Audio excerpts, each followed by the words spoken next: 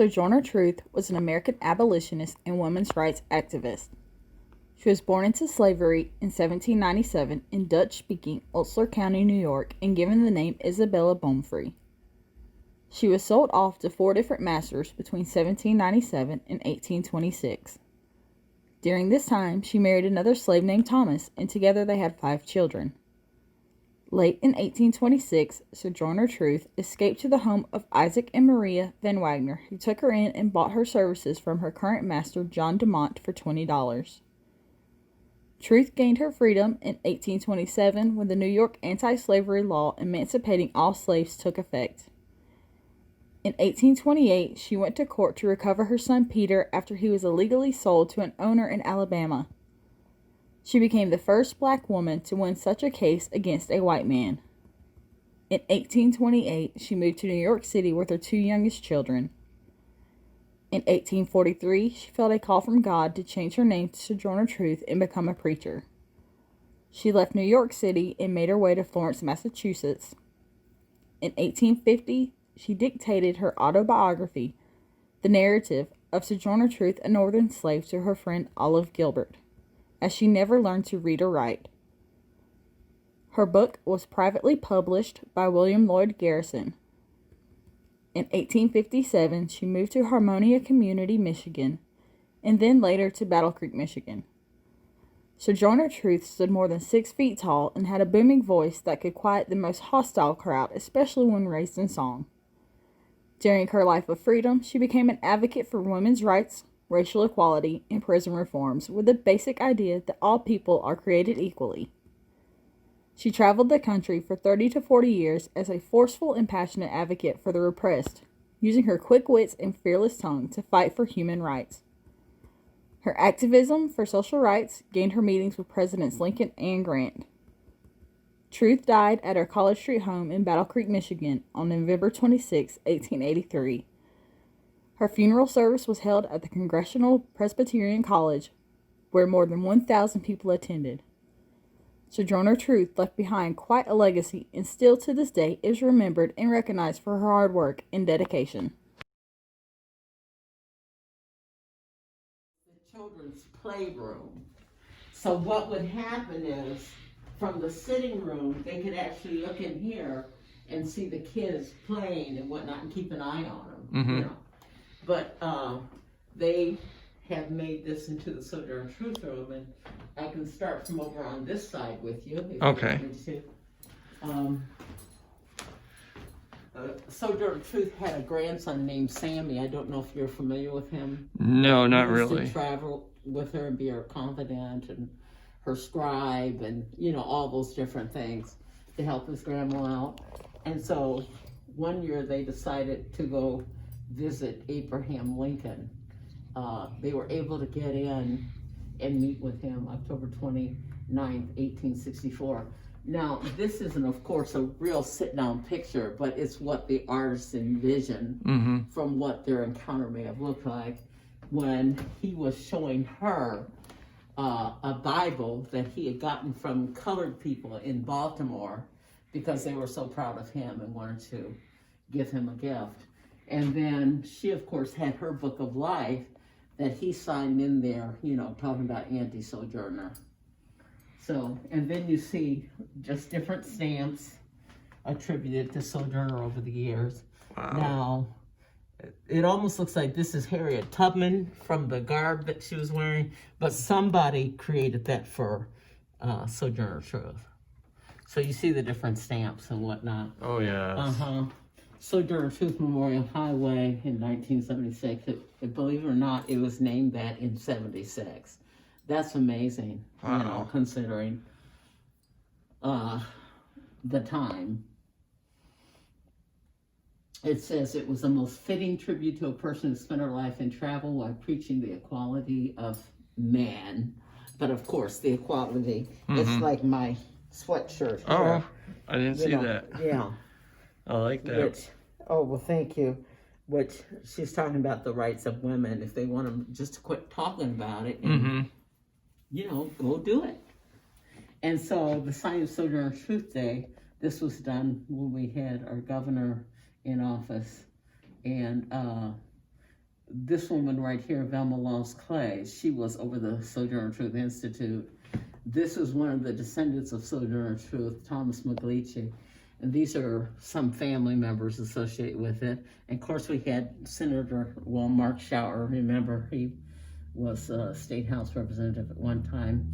And then we had a black historian that was involved, our archivist, Mary Butler, and just a few other visitors that were in the room. Wow. But yeah, she signed that into office. And it was Senate Bill number 384 to designate the third Saturday in June as Juneteenth National Freedom Day and designate November 26th of each year as Sojourner Truth Day in the state of Michigan. November 26th, 1883 was the day that she, died. Mm-hmm. And of course, she was born circa 1797. So I figure she was either born when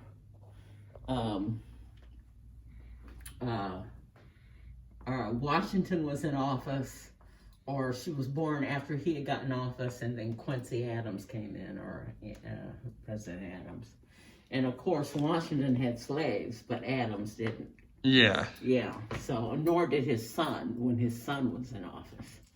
And so Sojourner Truth History Tower and Monument Park, that was very important. Wow.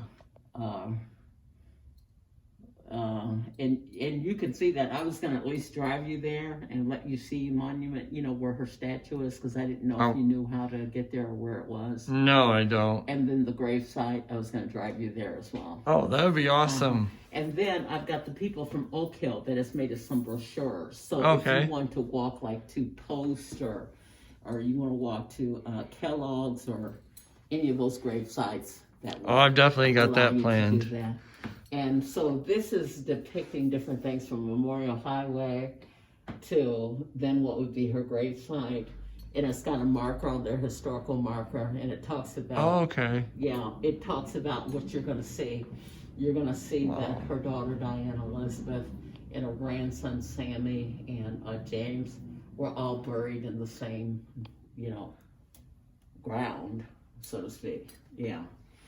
So anyway, and of course, she was placed into the Women's Hall of Fame as far as Seneca Falls, New York, as well as the Michigan Women's Hall of Fame, so 1881 and 1883. Okay, the Stone History Tower, I told you about that. And then you probably heard about the Mars Pathfinder. Did you hear about that? So there was a young girl, excuse me, my nose, this is driving me about crazy, through NASA, who won a essay contest, and she wanted to name it Sojourner because it means traveler. And she actually won that. And here's a picture of her, Valerie Ambrose. And wow, she was the one who won that contest to name. And this is supposedly a picture of Sojourner Truth's Mars rover, of the toy. Oh, okay. I was wondering why that was there. And then, of course, we have clothes again, just sitting here. See, I've seen this in the store, but I never thought of that. So you never thought of Sojourner Truth? No. Yeah. Well, it's very fitting. Think about it. A rover. Remember, her goal was to go from this place to that place, this campsite to that campsite, and so forth and so on. Wow. Now, I don't know. This is the first I've ever seen this. I don't think this is anything.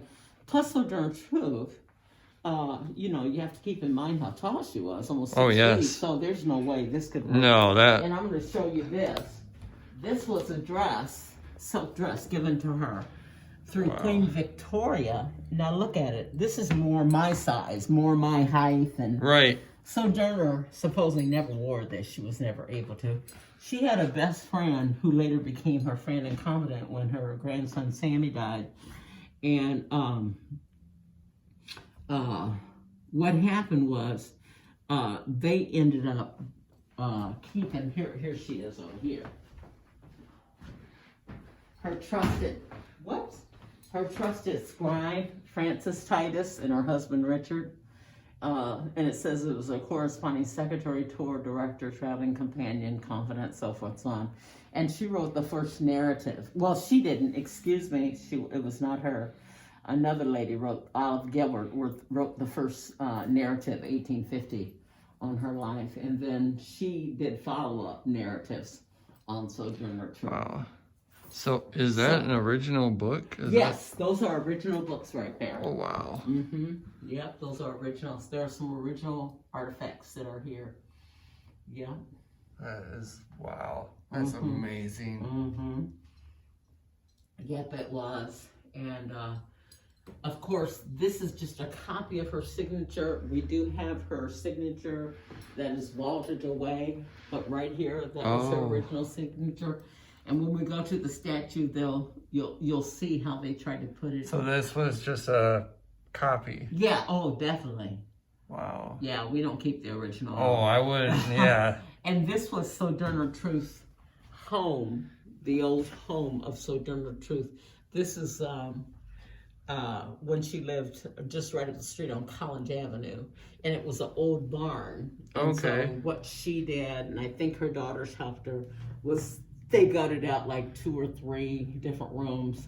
And she tried to improve the house, saying, I had been at work on the cellar myself, carrying the dirt out. It was so heavy I could not shovel it, so I would carry it out in my apron. Does the house still exist? Oh, no. Oh, that house, wow. They just have one piece, which they sent away to a university. But beyond that, they never, I guess they didn't feel it was very important at that time. And they That's didn't keep it crazy. or anything. But to take you back over here, you can see this dress. It was just gorgeous the way it was outfitted and It put looks like, together. it still looks like it's brand new. Mm-hmm. Isn't that amazing how it's been kept up? Well, Frances Titus, she and her husband kept it going for years and years and years, kept it, I'm sure, put up, in a very closed space, but allowed air at the same time, but away from moths and things like that.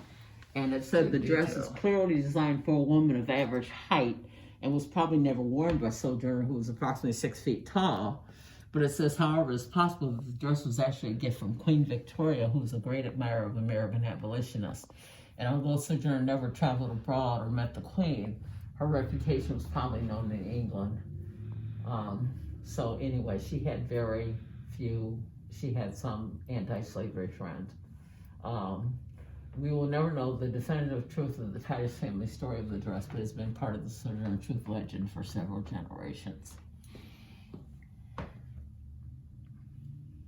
And then these are just dolls and other things you can look and see that were made. A bronze sculpture down here. Sojourner.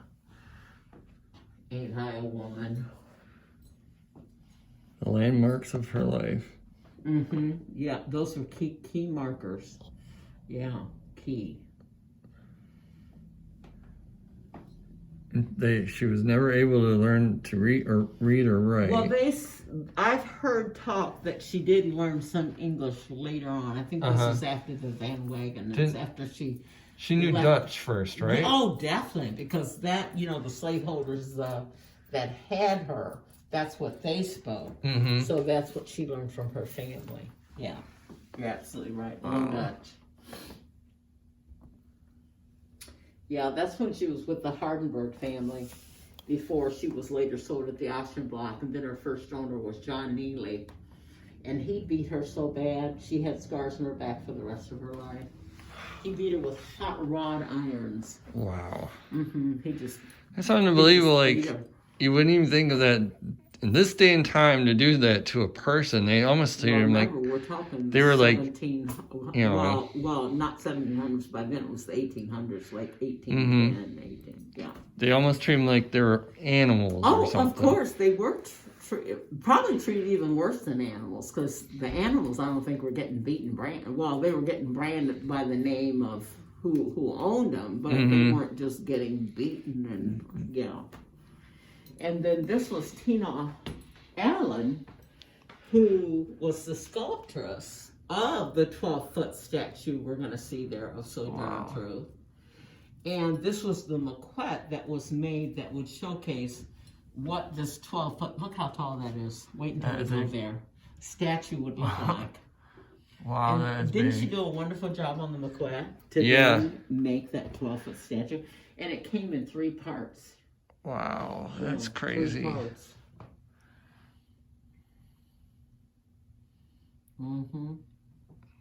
It says, a monument to truth. After a year-long commemoration of the 200th anniversary of Sojourner Truth's birth in 1997, the citizens of Battle Creek determined to erect a permanent memorial to its famous resident.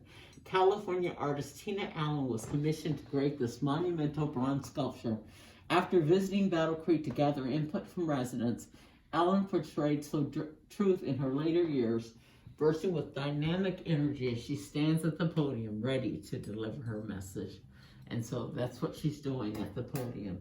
You know, because she, even in, as you probably heard in 1851 when she delivered her, it wasn't really called the Ain't I a Woman speech.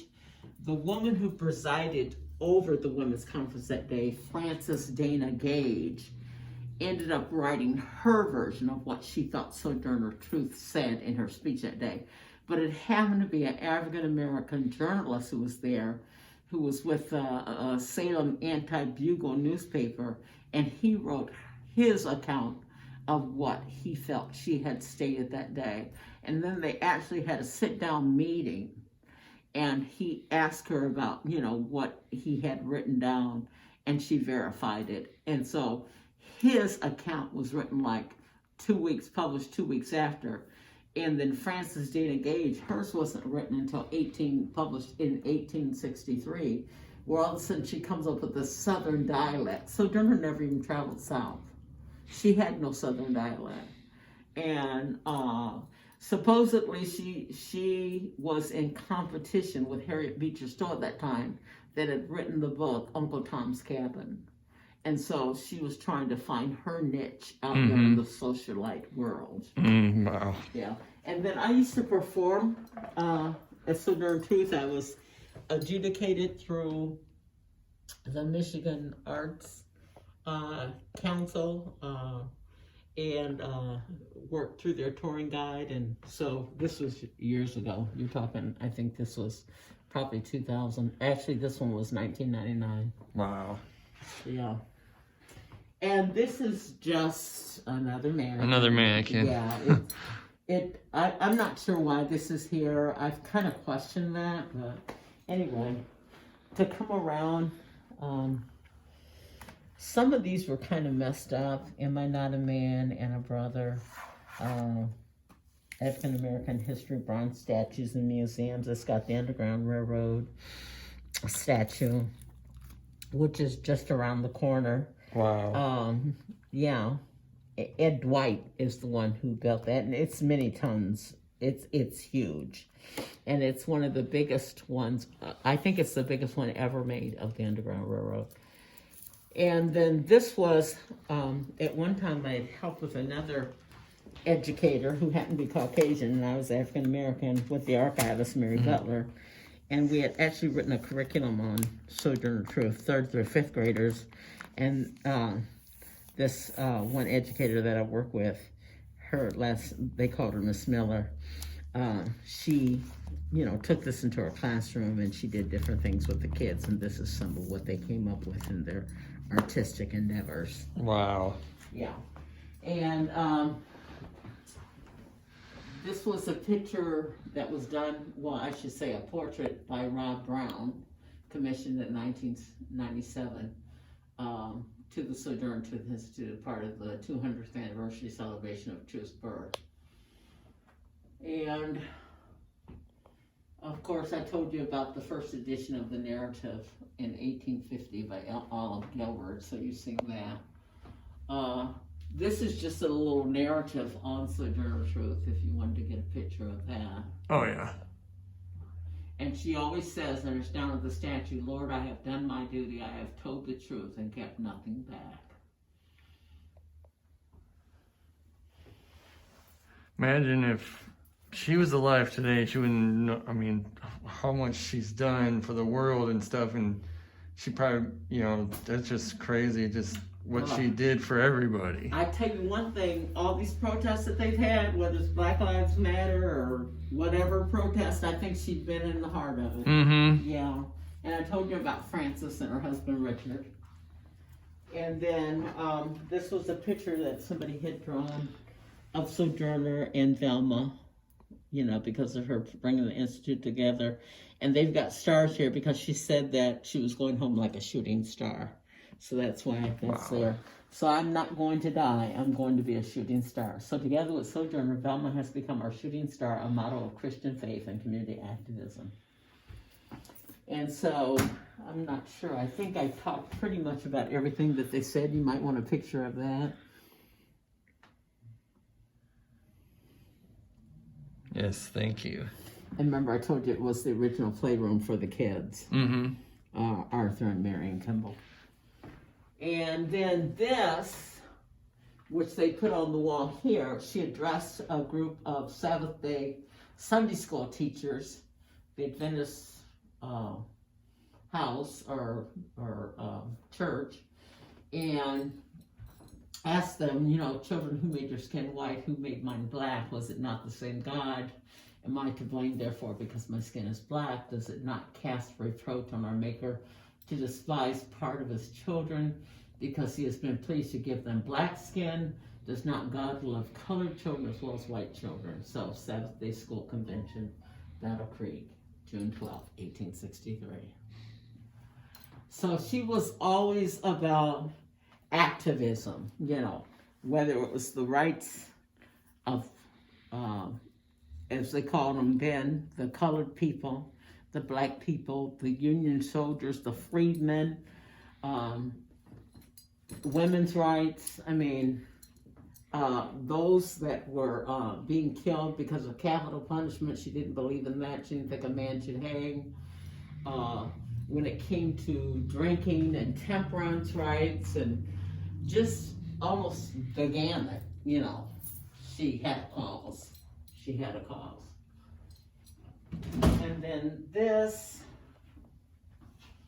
I don't know if that's something Michigan Women of History, a marker dedicated in honor of the contributions of Michigan women to the state's progress, 1837. So we're almost old when she died. She was only like about 86. Wow. But she had this thing going with Frederick Douglass. And she asked him the question one time when he was talking about an uprising or insurrection between, you know, the white man and the black man because of slavery. She said, "Is God dead?" And of course, made him feel like nothing. But she's got her daughter, Elizabeth and Diana, and grandson Samuel Banks and William F. Boyd that are buried here with her.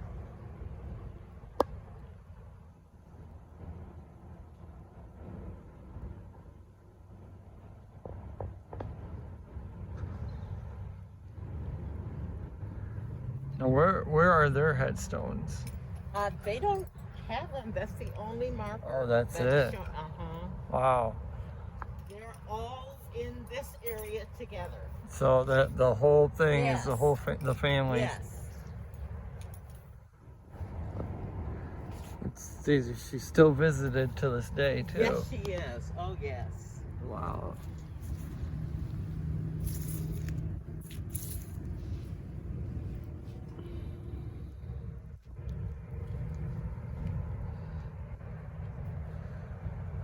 Beautiful headstone. Is this the original? No, they had originals sometime back, and I think through what has happened with the weathering and different things that corroded. Oh yeah. Different groups, organizations, women's clubs. I think there was a national, not national, but local African American, they called it Black Association, you know, have helped over the years to try to keep things going. But I know like Ellen White is over there. You've seen CW post on this mausoleum. Yeah, right there. So We're making a video of that too in a minute. So hopefully you can just kind of find your place and space around here. Oh, and yes. just enjoy yourself during the day. What was your name again? I'm Donna. Donna. Donna Rickman. I want to thank you so very much. You're welcome. This was I've amazing. enjoyed being here with you today. I did not expect all this, and you were awesome. Oh, well, thank you. Well, I appreciate Becky's help as well in the Kimball House Museum, and we always try to make anyone who comes welcome, feel welcome. Guys, if you guys are in the Battle Creek, Michigan area, you gotta go visit them. Thank you. Well, guys, I hope you guys enjoyed this history on the one and only Miss Sojourner Truth. I hope I taught you guys something. I hope you guys learned something from this video. I know I learned some stuff that I did not know, and I just want to thank the Kimball House Museum also too, guys. I will put their link down below. They went above and beyond. I never expected all the hospitality and stuff that they gave me. So if you guys are ever in the Battle Creek, Michigan area, you gotta go check out the Kimball House Museum. They are the best. Like I say, guys, history is around every corner. You never know what you're gonna find, so you need to get out there. Make sure you guys hit that like. Make sure you guys hit that dislike. Share, subscribe. And if you guys like videos like this, help me along on my journeys, guys. You know, check out my PayPal. Check out the merch store, guys. All those links will be in the description below. And I will see you guys on my next one. Much love.